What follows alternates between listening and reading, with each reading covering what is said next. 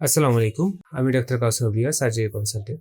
তো গতকালের একটা রুগী নিয়ে আজকে কথা বলতে চাচ্ছি। আমার কাছে যে রুগীটা আসে উনার বয়স ৩০ বছর। উনার পিত্তথলির পাথর ছিল।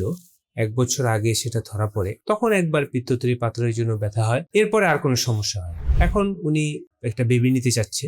তার প্রশ্ন হচ্ছে পিত্তথলির পাথর অপারেশনটা সে বাচ্চা হওয়ার পরে করতে চাচ্ছে। সে এটা নিয়ে একটু অড়ির। সেই বিষয়টা আমার কাছে জানতে আসছে।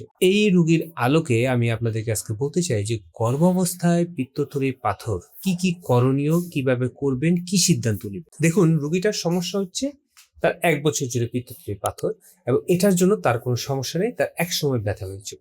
এখন সে একটি বাচ্চা নিতে চায়।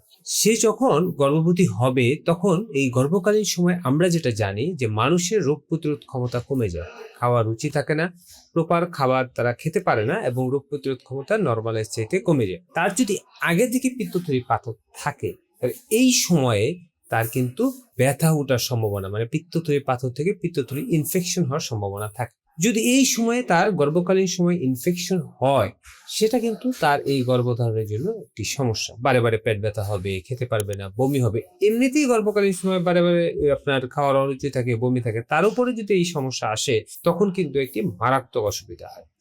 সেক্ষেত্রে তাকে যে আমার পরামর্শ দেওয়ার ছিল যে আপনি অপারেশনটা বাচ্চা নেওয়ার অবশ্যই বাচ্চা নেওয়ার আগে অপারেশন করে নেবেন। কেননা বাচ্চা নেওয়ার সময় তো আপনার অপারেশন করতে অসুবিধা হবে এবং বাচ্চা হওয়ার পরে ৬ মাস বা ১ বছর এই সময়েও কিন্তু অপারেশন করা একটি সমস্যা। তো অপারেশন অবশ্যই বাচ্চা নেওয়ার আগেই করা উচিত।